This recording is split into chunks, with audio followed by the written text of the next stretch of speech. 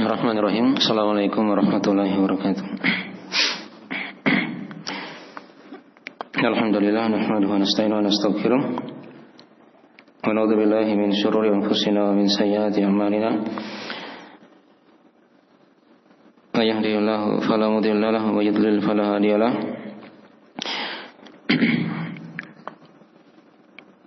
Asyhadu an la ilaha illallah wa la syarika lahu.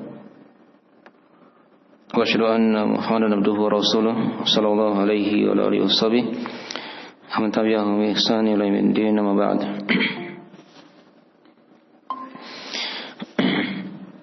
Masyiral ikhwani wa akhwati fid din, azza Allah wa iyyakum rahimani wa rahimakumullah.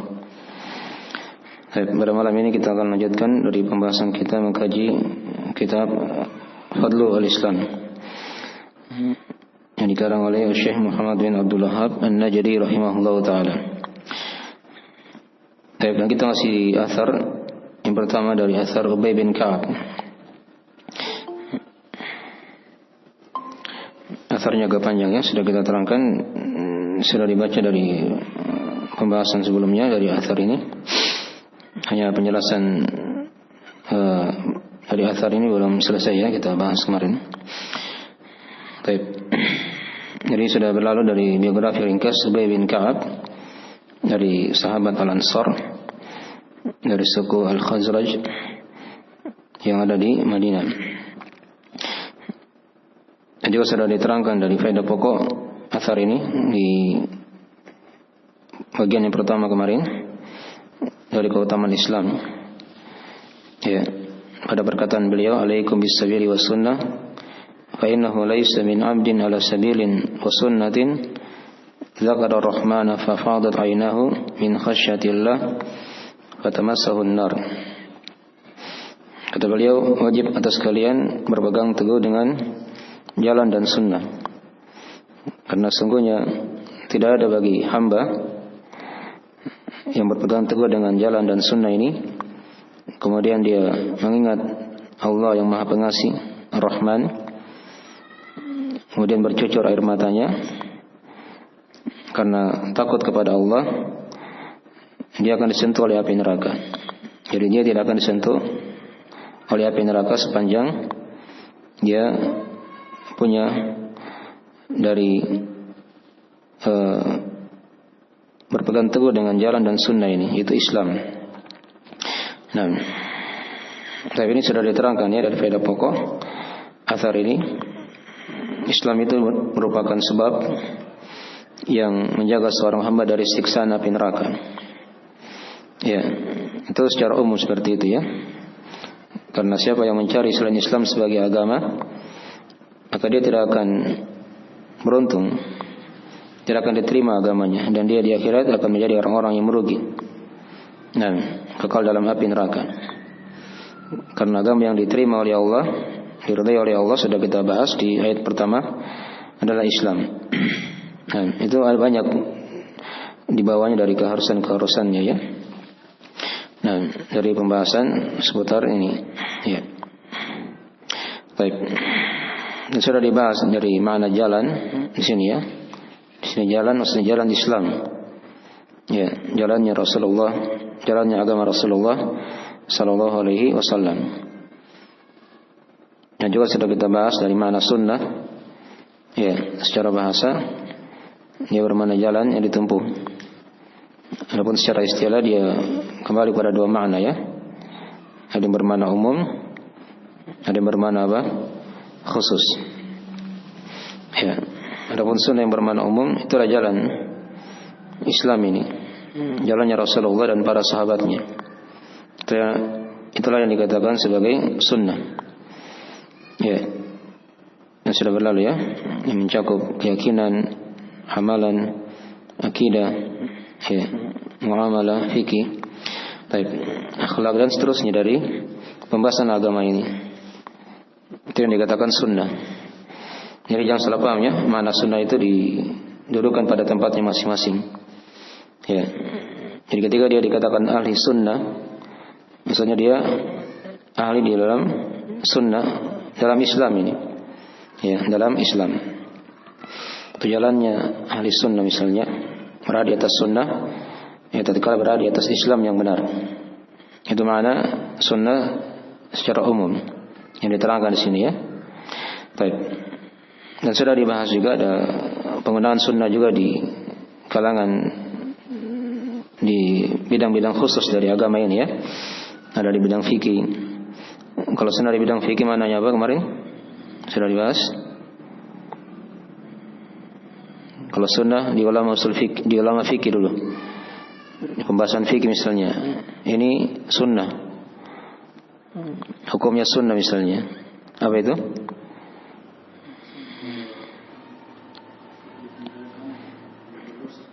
Ya, dia hukum di bawah wajib, dikerjakan dapat pahala, tinggalkan tidak berdosa. Itu makna lain ya sunnah. Ada juga sunnah di kalangan ahli hadis. Apa itu? Yaitu apa yang disandarkan kepada Rasulullah ya sallallahu alaihi wasallam, baik berupa perkataan, perbuatan, dan persetujuan beliau dan akhlak beliau ya, baik bentuk tubuh beliau ataupun yang kembali kepada perangai beliau sallallahu alaihi wasallam. Ada juga yang diterangkan sunnah di bidang usul fikih. Ya, kalau sunnah di bidang usul fikih maknanya apa? Apa yang datang dari Rasulullah selain Al-Quran. Itulah hadis Nabi sallallahu alaihi wasallam. Jadi sunnah kadang diartikan bermakna apa? Hadis. Ya, itu dipahami ya letak-letak penggunaan para ulama. Dia bicara di bidang apa begitu? Arah pembicaraannya di masalah apa? Itu dipahami ya mana sunnah di situ. Kalau ini sahabat Ubay bin Ka'ab mengatakan wajib berpegang teguh dengan jalan dan sunnah. Ini kan wajib kita berpegang dengan sunnah. Berarti dia bermakna sunnah secara apa? Umum. Yang sudah diterangkan tadi ya. Itu jalannya Rasulullah dan para sahabat serta yang mengikuti mereka dengan baik. Yang mencakup akidah, fikih, muamalah, dan seluruh dari perkara agama. Ya, itulah yang dikatakan sunnah. Sudah kita bawakan kemarin dari perkataan Imam Al-Barbahari rahimahullah taala dalam kitab beliau Syarhu As-Sunnah. Ya. Kata beliau, ketahuilah Islam itu adalah sunnah dan sunnah adalah Islam. Dan banyak dari para ulama kita mengarang buku-buku dengan nama As-Sunnah ini. Ya, seperti kitab As-Sunnah. Ya, ada beberapa ulama ya yang mengarangnya. Ada Usulus Sunnah karya Imam Ahmad misalnya. Ya, itu usul pembahasan agama. Ya, gitu ya. Dikatakan usul As-Sunnah. Baik. Itu bermakna umum semuanya. Baik. Dan kitab yang sudah diterangkan tadi itu Syarhus Sunnah, itu berisi kitab akidah, pokok-pokok keyakinan ahli sunnah wal jamaah yang dikarang oleh Imam Al-Barbahari rahimahullah ta'ala. Ya. Jadi dimalami ya dari mana-mana sunnah yang sudah diterangkan. Sekali lagi tadi dari perkataan Ubay bin Ka'ab di sini, itu sunnah bermakna apa? Umum atau khusus? Umum kan? Ya, bukan khusus ya. Kita ini tidak bicara masalah hadis atau usul fikih atau fikih kan? Kita berbicara masalah metode beragama dalam buku Fadlul Islam ini. Baik. Jelas ya? Jadi dari keutamaan Islam yang pertama. Nah, Islam dari sebab yang menjaga seorang hamba di atas atau menjaga seorang hamba dari siksaan api neraka. Baik. Kemudian kata beliau rahimahullah taala atau kata beliau radhiyallahu taala anhu dari lanjutan berkataan Ubay bin Ka'ab, "Wa laysa min 'abdin 'ala sabilin wa sunnah dzakara ar-rahmana faqsha'ara jilduhu min khasyatillah." Di sebagian cetakan yang lain min makhafatillah. Illa kana mithluhu kamathali syajaratin yabisa waraquha. Ya, yabisa waraquha.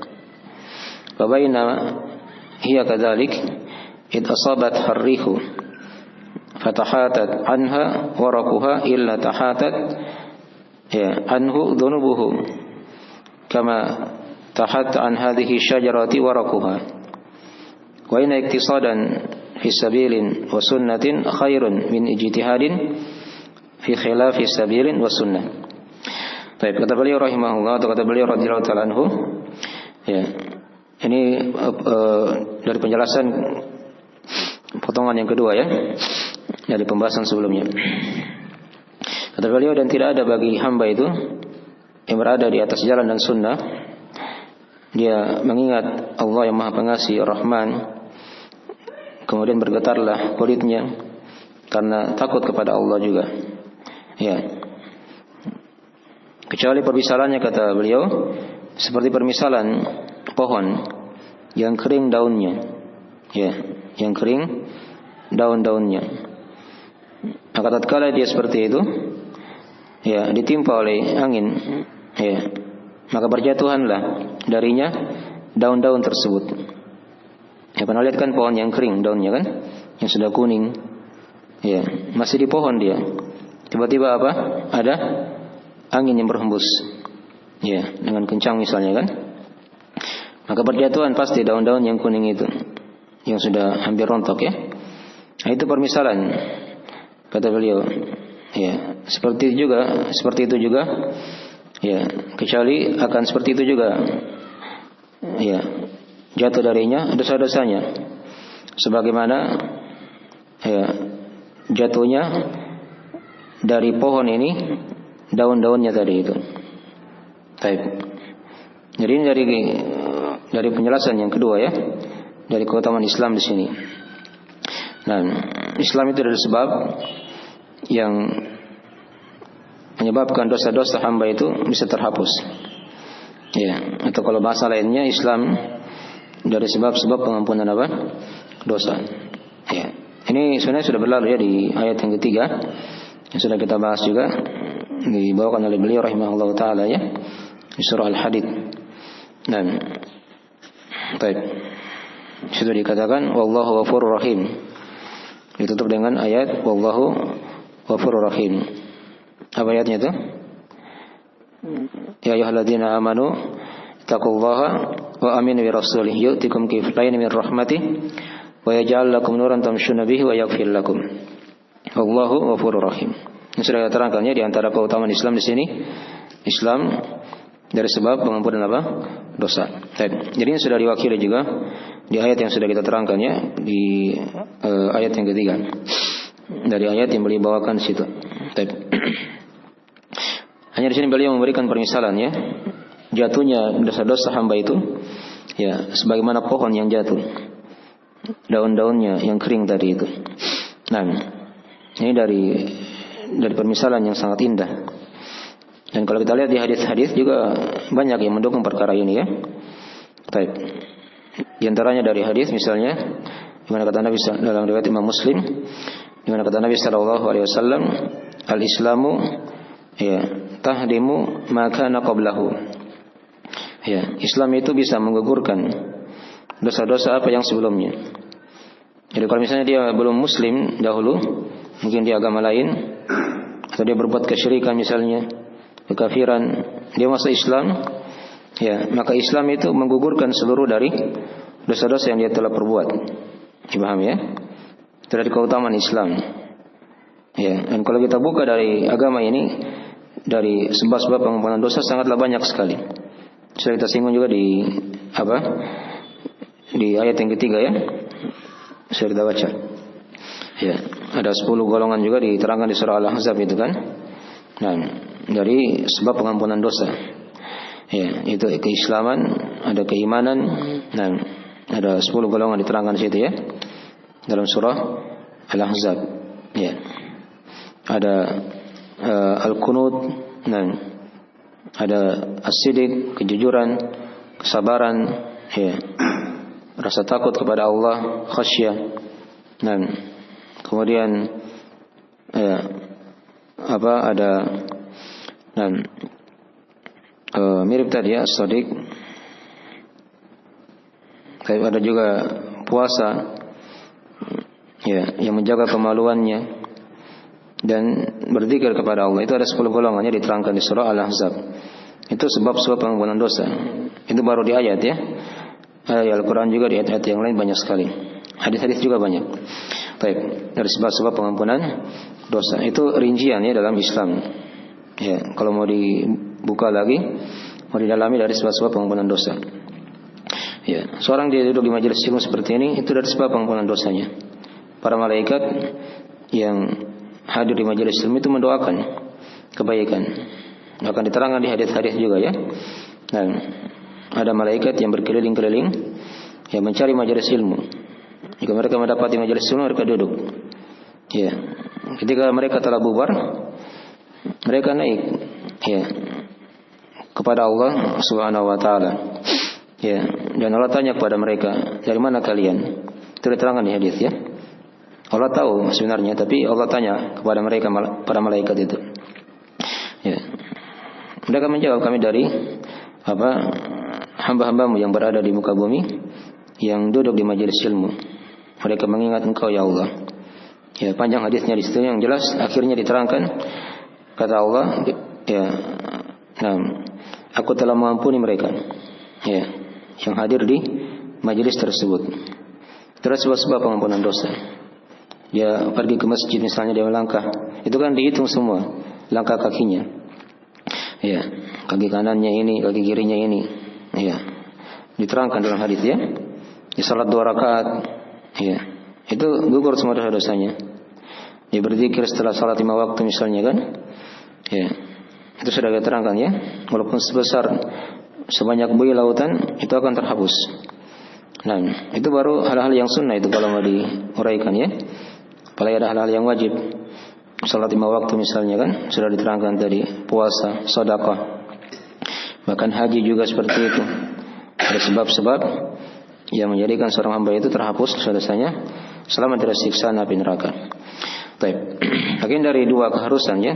Kalau dia selamat dari siksa api neraka, itu pasti dosa-dosanya akan diampuni oleh Allah Subhanahu wa taala.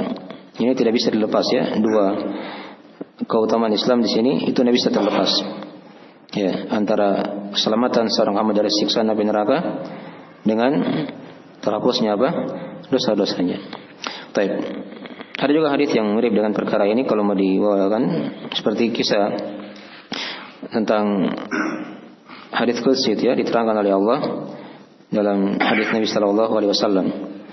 Ya, di mana kata Allah Subhanahu wa taala, "Ya bani Adam, ya, law ataitani bi qarabil ardi khataya, thumma laqitani la tusyriku bi syai'an, la ataituka bi qarabihal maghfirah." Ya, wahai anak Adam, andai kata engkau datang kepadaku dengan membawa sepenuh bumi, dosa semuanya. Dipaham ya? Jadi nanti Allah kabarkan seperti itu ya. Andai kata ada yang datang menghadap Allah sepenuh bumi, dia bawa dosa semua, isinya dosa sepenuh bumi ini. Maka kata Allah ya ketika itu, "Nah, tsumma laqitani la tusyriku bi syai'an." Kemudian kamu menjumpai aku dalam keadaan tidak berbuat kesyirikan sedikit pun kepadaku. Maka kata Allah, "La ataituka bi qarabihal maghfirah." Maka aku ya akan datangkan kepadamu sepenuh bumi itu juga pengampunan. Ya, jadi dibalas ketika dia tidak berbuat kesyirikan, dia punya tauhid, ini juga ada sebab-sebab pengampunan dosa. Nah, dipahami ya? Ya, dan juga di antara dari sebab yang mengampun dosa juga, yaitu seorang dia bersaksi akan la ilaha illallah. Nah, dijaga syahadatnya sampai di akhir hayatnya. Itu kan ada kisah ya dalam hadis kartu bitaqah itu yang masyhur ya dalam riwayat Ahmad dan selainnya. Ada orang nanti datang pada hari kiamat, dia datang dengan membawa 99 gulungan ya. Dosa semuanya. Ini ketika dibuka satu gulungan saja kata Nabi, itu sejauh mata memandang. Sejauh mata memandang. Ya. Ini bayangkan ya, dia punya 99 seperti itu. Coba antum pergi ke lautan ya. Antum melihat ya ujung pandangan antum yang paling jauh. Nah, itulah dari permisalan orang ini yang punya dosa. Isinya semua dosa. Ketika dibuka gulungannya, Dan dia punya seperti itu ada 99 gulungan. Ya. Tapi di sisi lain dia punya kebaikan. Ya, dia punya kebaikan yang tertulis dalam kartu yang kecil itu. Yang tertulis itu berisi apa? Syahadat la ilaha illallah Muhammad Rasulullah. Nah, ketika ditimbang di timbangan Allah, ya, ternyata kartu ini berat. Ya. Dan lembaran-lembaran dosa dari itu terhempas apa? Ke atas. Itu dari sebab juga ya. Seorang dia jaga tauhidnya, syahadatnya, ya, la ilaha illallah Muhammad Rasulullah, dari sebab-sebab yang sangat besar yang dengannya seorang hamba akan dijaga dari siksa api neraka dan diampuni dosa-dosanya. Yang jelas banyak sekali kalau kita uraikan ya. Dari sebab-sebab pengampunan dosa dalam agama kita ada hal yang wajib, ada hal yang sunnah. Baik. Di sini hanya kita singgung sedikit isyarat tadi ya dari pembahasan masalah itu. Baik. Jadi ini keutamaan yang kedua ya, dari keutamaan Islam. Jadi Islam dari sebab yang menggugurkan dosa-dosa. Dalam Islam tadi sudah disinggung banyak di situ dari berbagai macam amalan yang soleh yang dengannya bisa menggugurkan dosa-dosa baik yang wajib ataupun yang sunnah. Dan kemudian di sini diterangkan di akhir dari perkataan Ubay bin Ka'ab, ya, wa inna iktisadan fi sabilin wa sunnatin khairun min ijtihadin fi khilafi sabilin wa sunnah. Kata beliau, sesungguhnya pertengahan, ya, dia tidak berlebihan, tidak juga menyepelekan, pertengahan dia di atas jalan dan sunnah itu lebih baik daripada bersungguh-sungguh dalam menyelisih apa? Jalan dan sunnah. Ini harusnya kita perhatikan di sini ya. Nah, di sini juga ada sisi keutamaan Islam yang lain, yang ketiga ya. Itu Islam ini adalah agama yang pertengahan. Ya, agama yang pertengahan. Kalau bahasa sekarang dia dikatakan yang moderat. Ya, tidak ekstrim, tidak juga apa? Menyepelekan. Itu ciri umat Islam. Wa kadzalika ja'alnakum ummatan wasata, kata Allah. Demikianlah kami telah jadikan kalian umat Islam sebagai umat yang pertengahan. Sebagai umat yang pertengahan. Itu ciri dari keislaman ya. Keutamaan Islam. Dipahami ya? Baik. Dan juga diterangkan di ayat yang lain atau ada hadis-hadis dalam masalah ini ya. Larangan tentang gulu. Ya, iyyakum wal gulu, kata Nabi. Ya, hati-hati kalian dari bergulu. Ya, berlebih-lebihan dalam agama. Nah, itu dari sifat pertengahan Islam. Tidak ekstrim, tidak juga apa? Menyepelekan. Baik. Jadi ini banyak ya kalau kita uraikan ayat dan hadis tentang masalah ini. Jelasin dari ciri Islam, dari keutamaan Islam dalam athar ini. Islam itu yang merupakan agama yang pertengahan. Merupakan agama yang pertengahan. Baik. Ya, karena kadang orang ada yang bersungguh-sungguh dalam beramal, tapi ketika dia tidak berada di atas Islam, di atas sunnah, ya, maka tidak akan diterima amalannya. Itu kan diterangkan di surah Al-Ghasyiyah ya. Amilatun nasibah tasla naran hamiyah, kata Allah. Ya, beramal capek, tapi di akhirat masuk dalam neraka apa? Hamiyah. Ya. Ini ketika dia beramal tidak ada dasar amalannya begitu.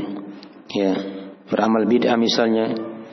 Kalau dia muslim tadi ya beramal amalan bid'ah walaupun dia bersungguh-sungguh. Ya, itu tidak ada manfaatnya. Beda dengan dia yang beramal di atas sunnah walaupun sedikit. Ya, tapi dia berada di atas jalan Islam yang benar. Ya, di atas sunnah Rasulullah SAW. Maka itu yang kadang berpahala lebih besar.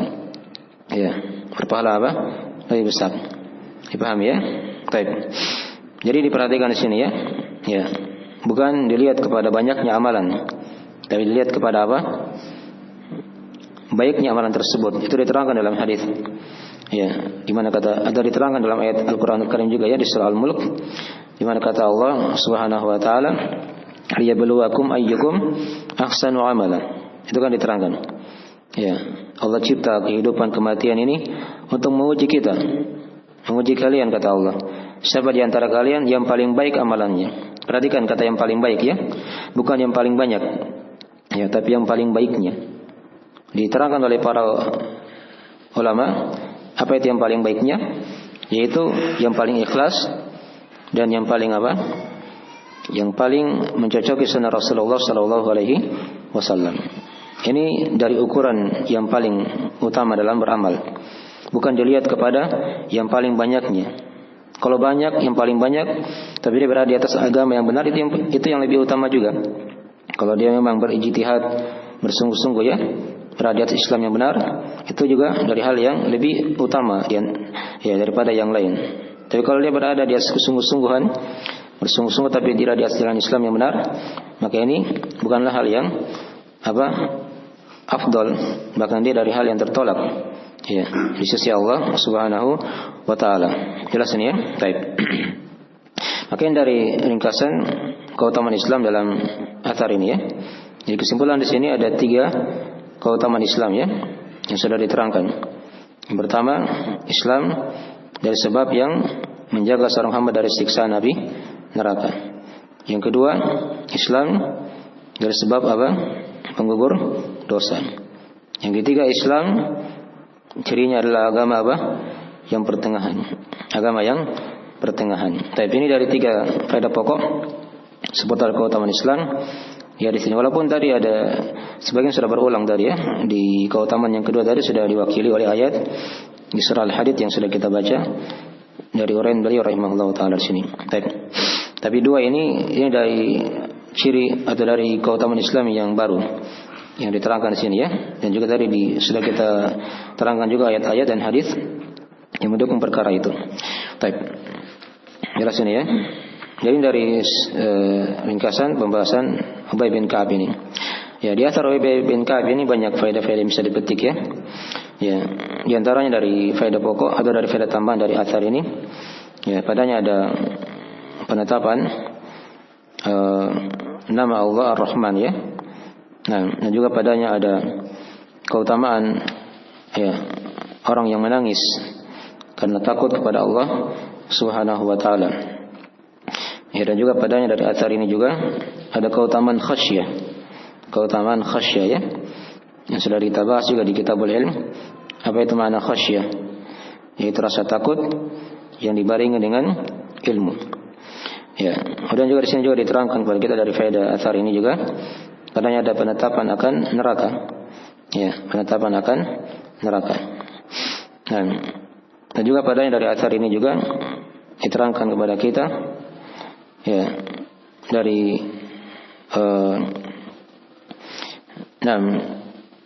bolehnya memberikan perumpamaan atau perbandingan begitu ya, percontohan untuk mendekatkan pemahaman.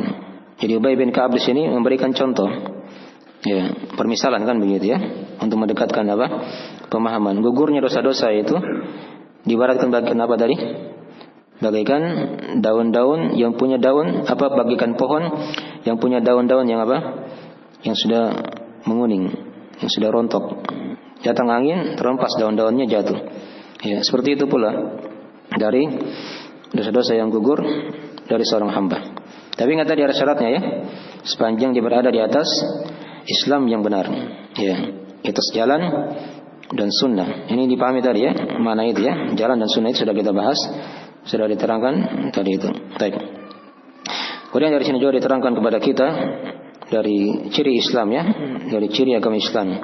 Dia merupakan agama yang pertengahan. Ya, agama yang moderat, tidak ekstrim, tidak juga menyepelekan. Ya, kemudian dari sini juga diterangkan kepada kita dari faedah asar ini juga ukuran amalan di sisi Allah diterima itu bukan karena banyaknya, bukan karena dia bersungguh-sungguh, tapi yang paling pokok dilihat kepada ya, kecocokan dia terhadap sunnah Rasulullah Sallallahu Alaihi Wasallam atau Islam yang benar. Dipahami ya? Kalau banyak tapi tidak di atas sunnah, maka ini tidak ada manfaatnya, tidak ada manfaatnya. Baik. Ya, segera dari sebagian faedah asar. Ya, banyaknya kalau mau diterangkan juga faedah yang lain mungkin, tapi kita tidak bahas semua ya. Insyaallah telah cukup yang bisa mewakili dari pembahasan ini. Baik, insyaallah berikutnya kita masuk di asar yang kedua dari asar Abu Darda radhiyallahu taala anhu. Baik, ini juga dari asar yang mungkin sudah diwakili juga oleh hadis-hadis yang sudah berlalu atau ayat ya. Nanti kita akan terangkan insyaallah taala asar ini. Ya. Dan nanti di akhir bab kita akan hitung ya semua dari keutamaan Islam yang sudah kita bahas ya. Mungkin bisa lebih 20 ya. Nanti kita akan uraikan. Antum juga nanti urut juga ya di rumah, dipilah-pilah begitu. Tiap ayat berapa keutamaan yang sudah kita bahas, tiap hadis dan asar. Ya, nanti kita tanya nanti insyaallah taala di pertemuan berikutnya. Ya, satu asar lagi kita akan selesaikan bab yang pertama. Baik, segera cukup ya dari pembahasan kita di malam hari ini. Ya, mungkin ada tanya jawab ya. Waktunya sudah mulai masuk. Kita akhir majelisnya. Jika ada kekurangan mohon dimaafkan. Subhanakallahumma wa bihamdik, asyhadu an la ilaha illa anta, astaghfiruka wa atubu ilaik. Wassalamualaikum warahmatullahi wabarakatuh.